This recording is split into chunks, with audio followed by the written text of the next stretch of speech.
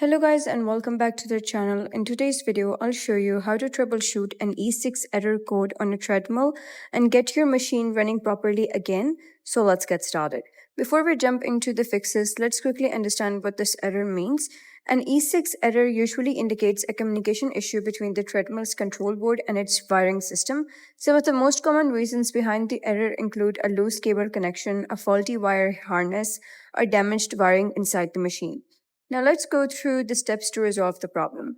So start by examining the wire harness. If the cables connecting the console and motor controller are not seated correctly, the treadmill may trigger the E6 warning. First, switch the treadmill off and disconnect it from the power outlet. Next, remove the access panel by loosening the screws. Once inside, inspect all cable connections and make sure nothing has come unplugged. Look for wiring issues such as incorrect connections, damaged terminals, or signs of a short circuit. Disconnect the connectors and firmly reconnect them to ensure a secure fit. After that, carefully inspect the wires themselves for any sign of wear or damage. Check for moisture damage, corrosion, cut. Also, watch for evidence of electrical damage such as melted insulation or a burnt wire.